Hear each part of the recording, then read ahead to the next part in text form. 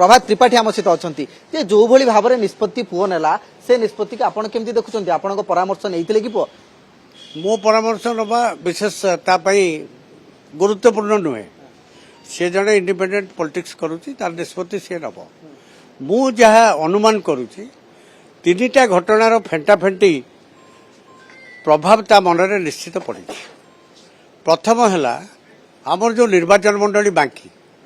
सेटा गोटे pro Congress seat जदियो Congress बहुत दिन धरी से जीतु ना किंतु आमर नियरेस्ट राइवल इज कांग्रेस ये हठात निष्पत्ति नेले कांग्रेस संगे आम आगामी दिन में जीवु ये कथाटा ताकू प्रभावित कर भावुची। द्वितीय आउ एक घटना मत हठात दलू काढ़ी दिगला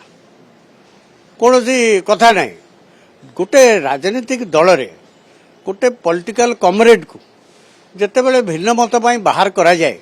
ताको गोटे हियरिंग रे अपॉर्चुनिटी दिया जावा उचित ना नहीं। विजु जनता दल भारत वर्षर एकमात्र दल जो फासिज्म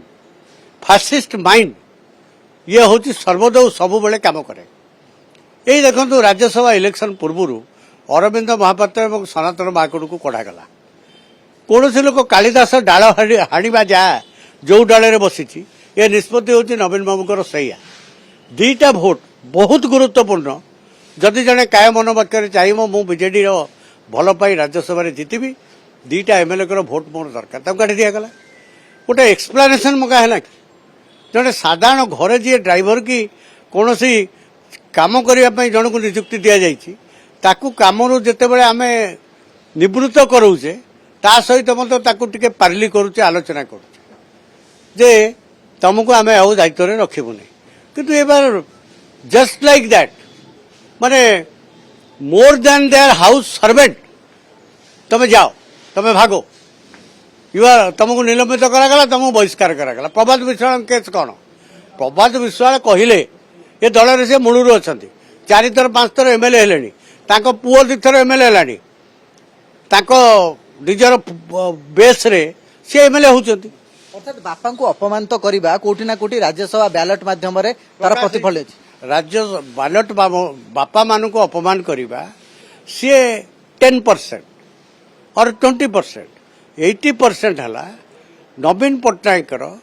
जो डेमोक्रेटिक टेम्पर रे दल न चलई निजर इच्छा अनुसार दल को परिचालित करिवार जो मनोभाव एवं राजनैतिक विचार को पोड़ी खाईदेवार जो निष्पत्ति जे आम कांग्रेस सांगे आगामी दिन में राजनीति की जीवु कांग्रेस आम मिसिकी आम प्रार्थी देवु तार विरुद्ध रे एमाने समस्ते जो माने वोट देले दिलीप राय को एइथिपाई वोट दे पुओ विरुद्ध में कड़ा एक्शन हो पारे जेमती आपण विरुद्ध बीजेडी तो मेंढा दई दई निर्माण हो गलानी जो एमएलए को माने एक्सप्लेनेशन नवा कि बाहर दिया जाउची एमाने मुझे भावुची जो माने दिलीप राय को वोट देइछंती दे आर रेडी